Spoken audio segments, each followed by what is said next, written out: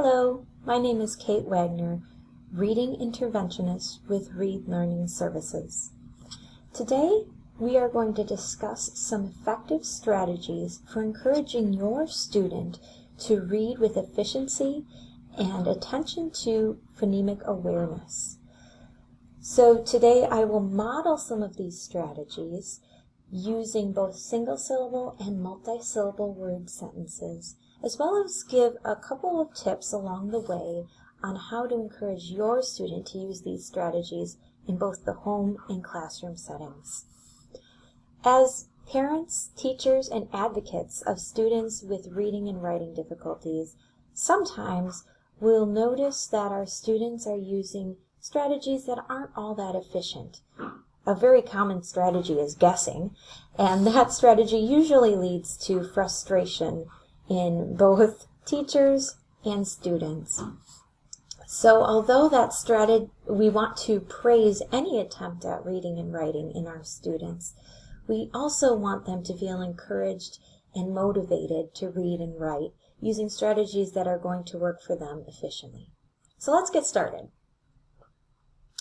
I am going to share my screen with you so that you can see my web camera in a document camera format. I've chosen some sentences to begin that have only one-syllable words in them. This is typically where we start with our students in intervention. If your student has difficulty following the lines of a written passage, I always encourage some sort of barrier so that your student can focus just on one line at a time. Okay? So sometimes people will call this a reading guide, but my biggest feedback is that it has contrast between the color of the paper and the guide itself. This contrast will allow your students' eyes to see a straight line under the sentence that they're focusing on. Today, I'm going to employ this strategy for all of my reading. To begin, I want you to take a look at the sentence that I have in front of you. This sentence has both words that can be sounded out and words that we call sight words. Sight words cannot be sounded out, and they don't follow typical spelling patterns. I always encourage you to work with your student on these sight words so that they can memorize these words and focus their attention to sounding out the words that do follow our spelling patterns. All right, so I'm going to start by modeling the touch and say technique for one-syllable words. I like to use the back of a pen because often we're not dealing with font that's this big, and our fingers tend to be a little bit too big to touch each sound of the word. So I encourage students to pick a favorite pen or pencil to use as a guide. If I were to read this passage, I would say this is a sight word, so I'm just going to read that word all at once. The. Now I'm going to touch and say each sound in this word. D, a, f, t. Blend it together. Draft. And then say it quickly as a word. Draft. Another sight word. By, the, touch and say, b, e, n, ch. Blend it together. Bench. Fast like a word. Bench. Another sight word is, touch and say, g, a, n, d. Blend it together. Grand.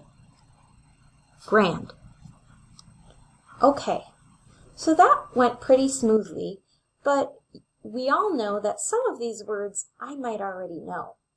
So once your student gets in the habit of touching each sound, blending them together, and saying them quickly, it's helpful to remind students that eventually they won't be touching every sound in every word as they get more familiar with words. So then they would employ the touch and say technique just with words that they're not 100% sure on. All right, so now I'm going to go through this process much more quickly without my verbal cueing so you can see how it would work. The, d, a, f, t, draft, draft, by, the, b, n, ch, bench, bench, is, g, a, n, d, grand, grand. The draft by the bench is grand. Okay, we're going to try that one more time, except this time I have a new sentence, and I'd like to talk a little bit about vowel keywords. So if your student is following an Orton-Gillingham program, there are sometimes vowel keywords that students will employ to make sure they have the right vowel sound. No matter your vowel keyword, you can say that keyword as you say the vowel to make sure you have the right sound as you're touching and saying. So I'm going to try that out with this second sentence and see how it goes. All right, I'm going to just do it quickly and then talk a little bit about how these all tie together. Okay, let's get started.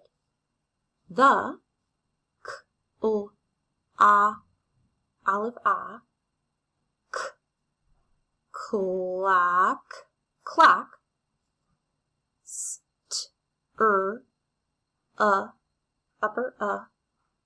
k, struck, struck, to, and, it was, swell, swell, swell. Oops, that last one I didn't use a keyword, and that's okay. You'll notice that and isn't truly a sight word, but I already knew that word because it's a high frequency word. So if your student knows a high frequency word, once they have established this touch and say, again, I want to reiterate that they can just say that whole word. The clock struck 2 and it was swell. All right.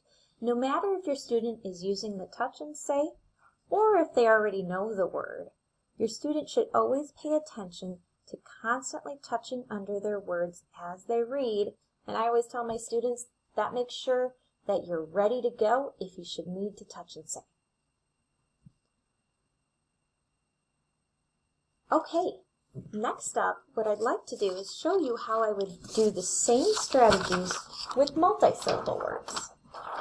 So if I take my next piece, this is a little more complicated and it has multisyllable words. I'm going to take my reading guide and I'm actually going to put it under the first line and move it as I read. Now when you're dealing with multisyllable words, you're assuming that your student has already built automaticity with reading one-syllable words and isn't consistently touching and saying each sound. If they haven't built this automaticity, they might not be ready for this strategy. So in this strategy, I'm going to determine where my word splits into syllables, and I'm just going to read one syllable at a time, remembering that I can always go back and touch and say each sound on tricky syllables. Again, I'm reading the sight words as a whole word because I already have it memorized. Here we go. The children will discuss